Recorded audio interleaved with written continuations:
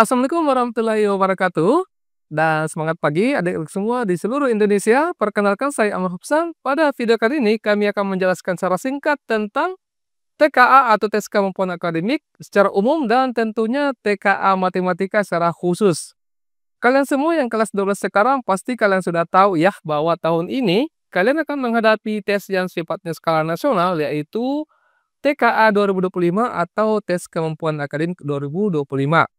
Olehnya itu, pada video kali ini kami akan menjelaskan secara singkat tentang TKA dan tentunya kita akan menjelaskan juga kisi-kisi dari TKA Matematika tahun ini.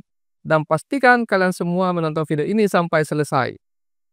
Di video ini kita akan menjelaskan tentang apa itu TKA atau tes kemampuan akademik, kemudian tujuan TKA, bentuk soal TKA, tingkat kemampuan yang diukur, dan tentunya teman-teman semua yang ditunggu adalah kisi-kisi dari TKA Matematika tahun 2025. Nah, di sini teman-teman semua, yang pertama, apa itu TKA, tes kemampuan akademik, atau TKA merupakan asesmen yang dibuat oleh Kementerian Pendidikan Dasar dan Menengah atau Kemendikdasmen untuk mengukur kemampuan akademis siswa secara lebih menyeluruh. Tes ini diujikan untuk siswa kelas 6 SD, kelas 3 atau kelas 9 SMP, dan kelas 12 SMA, SMK sederajat. Tujuan TKA sendiri adalah yang pertama tentunya memperoleh informasi capaian akademik murid yang terstandar untuk keperluan seleksi akademik, kemudian menjamin pemenuhan akses murid pendidikan non formal dan pendidikan formal terhadap penyetaraan hasil pelajar, kemudian tentunya untuk mendorong peningkatan kapasitas pendidik. Tentunya di sini yang diukur adalah bagaimana pengelolaan pembelajaran yang dilakukan oleh pendidik di masing-masing sekolah.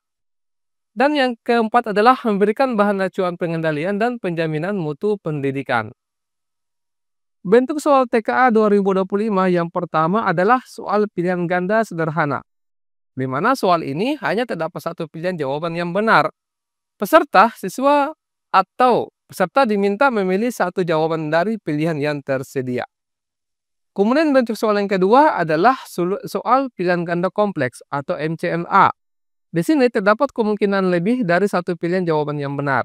Peserta diminta memilih lebih dari satu pilihan yang dianggap benar. Dan bentuk soal yang ketiga adalah soal pilihan ganda kompleks kategori. Nah, di sini soalnya terdapat beberapa pernyataan yang semuanya perlu direspon.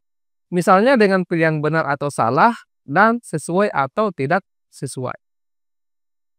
Tingkat kognitif yang diukur dari TKA ini secara umum adalah yang pertama, pengetahuan dan pemahaman terhadap materi yang diberikan di kelas. Kemudian diukur juga bagaimana penerapan dalam kehidupan sehari-hari, tentunya disertai dengan penalaran. Kemudian materi TKA matematika sendiri ada 6 komponen ya, yaitu bilangan, aljabar, geometri dan pengukuran, trigonometri, data dan peluang, serta kalkulus. Yang pertama adalah bilangan. Jenis dan sifat bilangan, operasi bilangan. Jenis dan sifat bilangan ini meliputi ya, yaitu operasi bilangan, di antaranya penjumlahan, pengurangan, perkalian, pembagian, dan gabungan dari operasi tersebut. Beserta sifat-sifatnya, yaitu ada komutatif, asosiatif, distributif, dan bilangan real ya, bilangan berpangkat dan pecahan. Ini termasuk materi yang dimunculkan nanti pada materi pokok bilangan. Kemudian kelompok yang kedua adalah aljabar. Aljabar meliputi yang pertama adalah SPDV, sistem persamaan linear 2 variabel, sistem persamaan linear 3 variabel, dan program linear. Kemudian yang kedua adalah tentang materi fungsi. Apa yang dimunculkan di soal fungsi antara lain daerah asal, menentukan daerah kawan, range, inverse fungsi, dan komposisi fungsi. Termasuk nanti soalnya itu berbentuk grafik fungsi.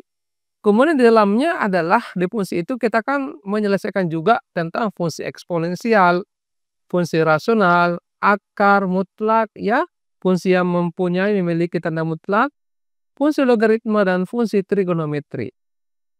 Kemudian materi ketiga dari aljabar ini adalah barisan dan deret yang terdiri dari 2 komponen yaitu aritmetika dan geometri. Nah, di sini batasannya adalah lebih keterapan di masalah pertumbuhan, peluruhan, bagaimana menentukan perhitungan dalam bunga tunggal dan bunga majemuk. Materi yang keempat dari aljabar adalah matriks. Di sini dibatasi bagaimana cara menentukan determinan, ya, inverse, dan operasi matriks. Kemudian ada juga materi atau soal yaitu tentang polinomial atau suku banyak.